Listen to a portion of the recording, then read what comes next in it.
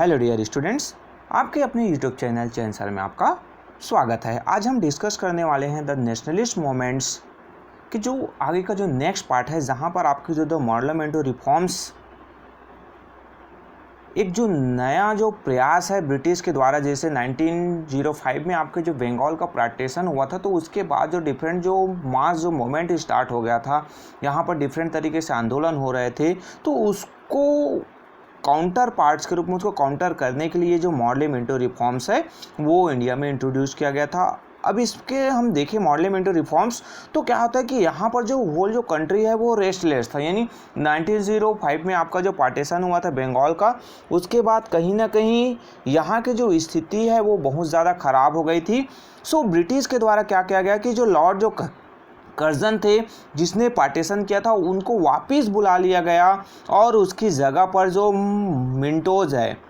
उनको वायसराय के रूप में इंडिया में फिर से वापस भेजा जाता है, उनको वापस भेजा जाता है। तो जॉन जो मॉर्ले थे वो क्या थे, जो तो इंग्लैंड के जो सेक्रेटरी थे स्टेट इन इंग्लैंड, और जो मिंटो है जो मॉर्ले मिंटो जो रिफॉर्म्स कहा गया है, तो आपके जॉन मॉर्ली और जो वायसराय थे मिंटो, उनके द्वारा एक जो प्लान जो है वो यहाँ पर इंट्रोड्यूस किया जाता है ताकि जो गुडविल्स है इंडियंस का उसको फिर से प्राप्त किया जा सके। यानी उनका जो फिर से जो है इंडियन जो हैं उनको अपने फेवर में लिया जा सके, उनको उनकी लॉयल्टी जीता जा सके। तो इसके लिए एक जो रिफॉर्म्स है वो यहाँ पर इंट्रोड्यूस किए जाते हैं, जिसे इंडिया काउंसिल एक्ट ऑफ 1909 या फिर पार्लियामेंट्री रिफॉर्म्स के रूप में जाना जाता है। अब इस एक्ट में क्या था, तो इस एक्ट में आपको मिलेगा कि जो the number of elected members in the imperial legislative council was increase. यानी जो इंपीरियल जो लेजिस्लेटिव जो काउंसिल थे वहाँ पर आपके जो नंबर्स हैं इंडियंस के उसको इंक्रीज कर दिया गया, जो इलेक्टेड जो मेंबर्स होते हैं उनको। देन जो इंडियंस है अब क्या बन सकते थे, तो जो वो जो है मेंबर हो सकते थे किनके, प्रोविंशियल जो लेजिस्लेटिव जो काउंसिल है उनके वे मेंबर हो सकते थे। देन जो सेपरेट जो इलेक्टोरेट्स है वो इंट्रोड्यूस किया गया, यानी जो मुस्लिम के लिए एक जो अलग से जो एरियाज़ हैं जहाँ से वो इलेक्ट होके आ सकते थे, और ये जो एरिया है सेपरेट जो इलेक्टोरेट्स है वहाँ पर जो सीट है वो रिज़र्व कर दिया गया। वहाँ पर सिर्फ मुस्लिम जो कैंडिडेट्स है वो वहाँ से इलेक्ट हो सकते हैं, उसके अलावा कोई वहाँ पर स्टैंड नहीं हो सकता है। सो ये कहीं ना कहीं आपके जो ये जो सेपरेट जो मुस्लिम था, ये जो ब्रिटिश की जो डिवाइड एंड रूल्स की जो पॉलिसी थी, यानी हिंदू और मुस्लिमों को अलग करना, तो उसका जो सीट्स है यानी उसका जो प्रयास है वो यहाँ पर किया गया। हमने पहले ही देखा था कि जो पार्टीशन जो बंगाल का हुआ था तो वो भी कहीं ना कहीं डिवाइड एंड रूल की पॉलिसी के आधार पर ही हुआ था। सो ये क्या हुआ कि जो एज अ रिजल्ट सेपरेट जो इलेक्टोरेट्स थे वो क्रिएट किए गए। सो मुस्लिम क्या हुए कि Muslim we are further isolated from the growing freedom moments. यानी वो अब जो कहीं ना कहीं फ्रीडम जो मोमेंट्स आगे बढ़ते जा रहा था तो उससे वो अलग होने लगे, और जो ब्रिटिश की जो पॉलिसीज थी डिवाइड एंड रूल्स ये फॉलो कर रहे थे, और जिससे क्या कहीं ना कहीं इंडियंस जो नेशनलिस्ट जो मोमेंट्स है उनको वीकेंड करने का, उसको जो कम करने का, उनको जो ताकत को कम करने का जो प्रयास है वो किया गया था। इंडियंस को आपस में लड़ाने का जो काम है, डिफरेंट जो कास्ट के जो पीपल्स हैं, आपके रिलीजन्स के जो पीपल्स हैं, डिफरेंट जो रीजन्स के हैं, तो ईच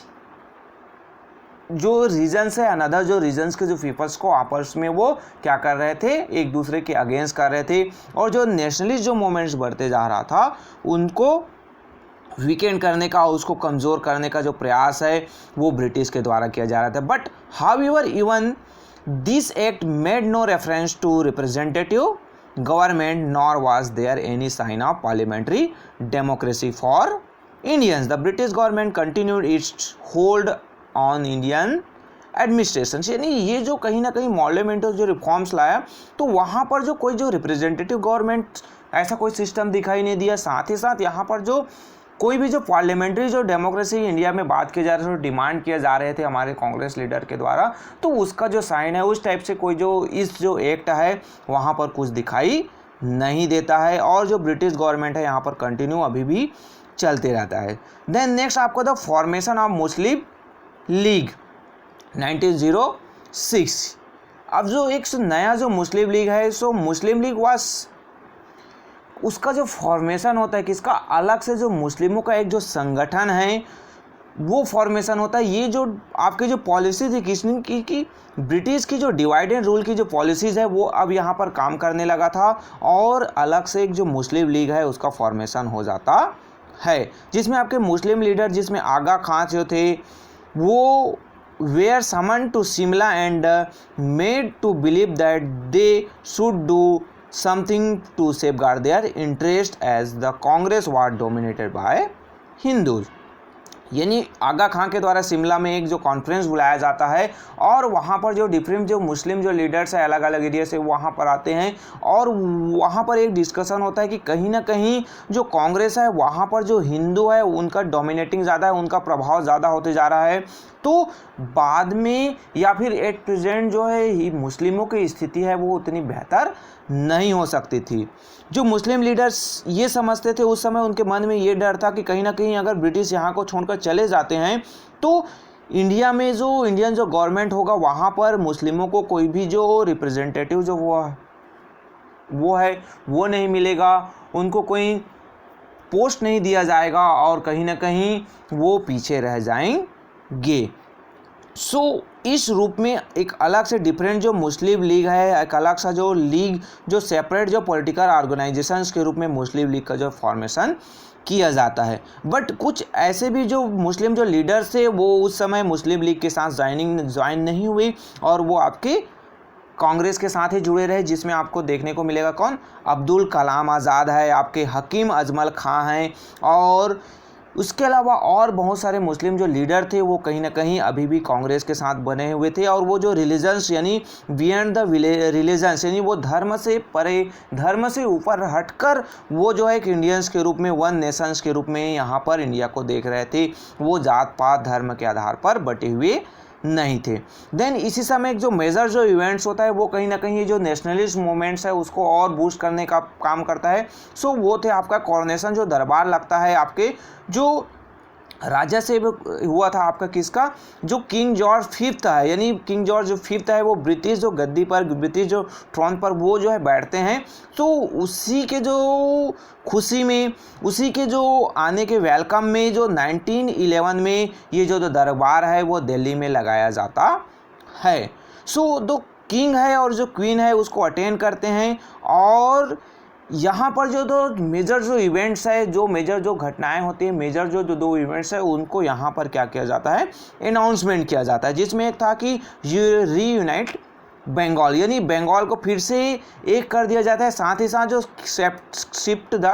कैपिटल, यानी जो पहले जो कलकत्ता कैपिटल होता था इंडिया को, उसको अब से शिफ्ट करके कहाँ पर, दिल्ली में शिफ्ट किया जाना था। सो ये जो 1911 में दो जो मेजर जो इवेंट हुए, एक जो है रीयूनाइट हुआ बंगाल को,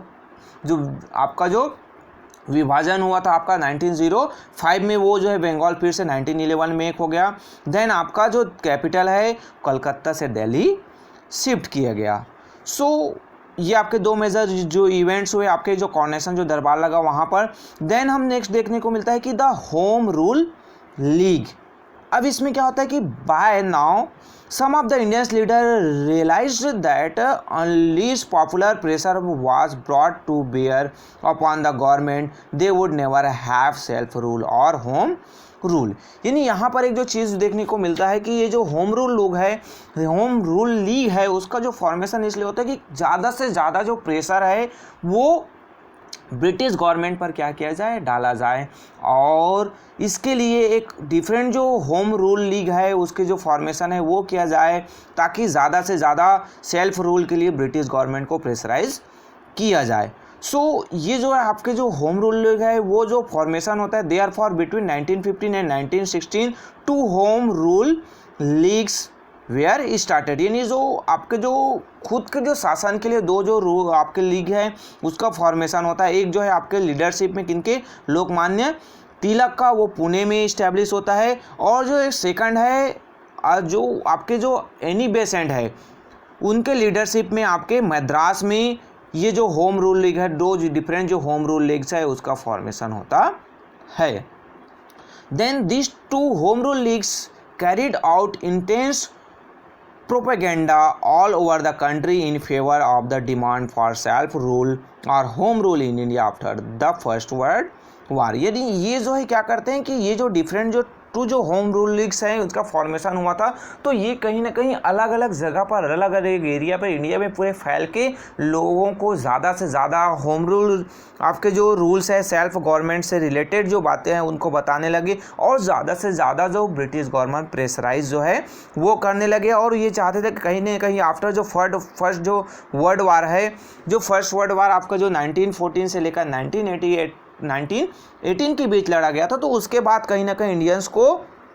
क्या मिल जाएगा, सेल्फ रूल यानी सेल्फ गवर्नमेंट है वो वहाँ पर इस्टेब्लिश हो जाएगा। सो इसके लिए ये जो दो जो रूल्स हैं आपके जो वो काम कर रहे थे। देन ये जो रूल्स हैं कहीं ना कहीं किसके अंडर में, आपके गाइडलाइंस है, जो कांग्रेस के गाइडलाइंस पर ही ये जो दोनों रूल्स है वो काम कर रहे थे। साथ ही साथ बाद में जो ये जो मुस्लिम लीग है वो भी आपके होम रूल के मामले में वो भी कांग्रेस के साथ ज्वाइन हो जाते हैं, और दोनों जो मिलकर किसका, होम रूल का डिमांड करते हैं। सो ये जो यूनिटी हुआ किसका, कांग्रेस और मुस्लिम लीग का। सो ये जो दोनों के बीच जो समझौता हुआ, साइनिंग हुआ, आपके जो कांग्रेस और लीग जो पैक्ट कहा जाता है या फिर जिसे लखनऊ पैक्ट के रूप में भी जाना जाता है, तो ये जो कब हुआ था आपका 1916 में। सो एक जो मेजर इवेंट्स हुआ था। देन नेक्स्ट आपका आता है कि जो the Government of India act 1919 में जो government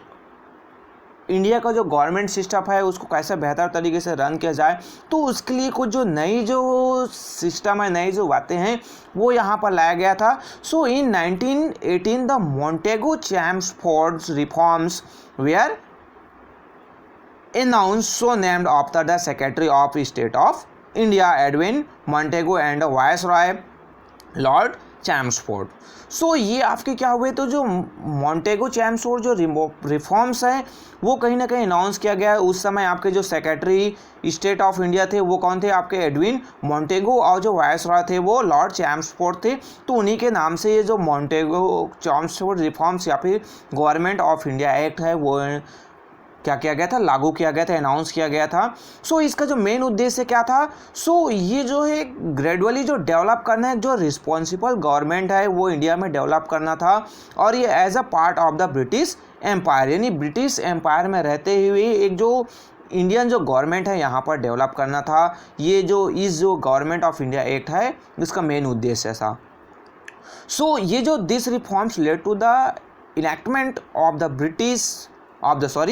the Government of India Act in 1919, यानी ये जो एक्ट है वो आपका क्या हुआ, इसमें बहुत सारी ऐसी जो बातें कहा गई थी, ये जो कुछ जो मेन जो टॉपिक था जिससे कहीं ना कहीं इंडिया में जो गवर्नमेंट का जो फॉर्मेशन है वो किया जाए, जहाँ पर इंडियंस को ज़्यादा पार्टिसिपेशन करने का मौका मिले। बट क्या हुआ कि under this act the provincial councils were in large with a majority of its members now began elected, यानी अब इसमें क्या हुआ कि जो इसमें आपके जो प्रोविंशियल जो काउंसिल है उसमें जो मेजॉरिटी जो मेंबर्स है वो क्या हुए, इलेक्टेड जो मेंबर्स के हो गए। सो however this was now here near the Swaraj demand by the Congress. कहीं ना कहीं अब जो प्रोविंशियल जो आपका क्या था काउंसिल था वहाँ पर जो ज़्यादा से ज़्यादा इलेक्टेड मेंबर्स आते थे, तो इलेक्टेड जो मेंबर था तो इलेक्शन होते तो कहीं ना कहीं आपके जो कांग्रेस है उससे ज़्यादा मेंबर जो है इलेक्ट होते होकर आते। बट यहाँ पर एक डिसअपॉइंटमेंट हुआ किसको, कांग्रेस को, कि urge the British government to declare the rights of the people of India as a British citizen. अब यहाँ पर जो कांग्रेस का एक डिमांड था कि कहीं ना कहीं इंडियंस को भी ये राइट्स दिया जाए कि वो जो ब्रिटिश सिटीजनशिप उनको प्रोवाइड किया जाए, क्योंकि वो भी ब्रिटिश के अंडर कंट्रोल में थे, वो ब्रिटिश एम्पायर के अंडर आपके अंडर कंट्रोल में यहाँ पर गवर्नमेंट सिस्टम रन कर रहा था। सो ब्रिटिश सिटीज़न का जो सिटीजनशिप है इंडियंस को भी दिया जाए, ये जो डिमांड था कांग्रेस का था, बट इस पर वो सफल नहीं हो पाते हैं। By now the First World War 1940 to 1980, आपके जो फर्स्ट वर्ल्ड वार जो लड़ा गया 1914 से लेकर 1918 के बीच, तो ये क्या हुआ कि एंड हुआ। So despite the help extended by the Indians to the British during the war, the latter appointed the Rowlatt commission to present a report on the underground activities of Indians, यानी अब जो 1914 से लेकर 1918 के बीच जो है Indians के द्वारा फर्स्ट वर्ल्ड वॉर में जो उनको पार्टिसिपेशन था और उसने जो ब्रिटिश गवर्नमेंट को जो सहयोग दिया था, तो उसका जो डिटेल जो रिपोर्ट है वो रॉलेट कमीशन को सबमिट करना था। उनकी जो रिस्पॉन्सिबिलिटी थी कि वो जो है एक जो इंडियंस की कितनी सहभागिता थी, और उसके आधार पर कहीं ना कहीं कहा गया था कि इंडिया को जो है ब्रिटिश गवर्नमेंट से अलग कर दिया जाएगा और उसको एक इंडिपेंडेंस गवर्नमेंट के रूप में जो स्वराज का जो डिमांड था उसको पूरा कर दिया जाएगा। बट यहाँ पर जो रिपोर्ट जो है रॉलेट जो कमीशंस के द्वारा जो सबमिट किया जाता है वो कहीं ना कहीं एक बहुत बड़ा डिसअपॉइंटमेंट था किसके लिए, इंडियंस के लिए, कांग्रेस लीडर्स के लिए। और ये एक जो टर्निंग पॉइंट्स के रूप में से इंडियन जो फ्रीडम स्ट्रगल है वहाँ पर ये साबित होता है, और फ्रीडम स्ट्रगल का एक जो नया जो लेसन है, जो नया जो अध्याय है वो यहाँ से स्टार्ट होता है, और एक बहुत बड़ा जो मोमेंट्स है वो इसके बाद स्टार्ट होता है। इसमें आपके जो हमारे जो लीडर थे महात्मा गांधी के भी आगे के जो नेशनली जो मोमेंट्स हैं वहाँ पर उनका इन्वॉल्वमेंट होता है, और जो फ्रीडम स्ट्रगल है एक नए रूप से, एक नए तरीके से डेवलप होता है। सो यहाँ पर आपके जो चैप्टर है वो कंप्लीट होता है। आपके जो ऑलरेडी जो है आपको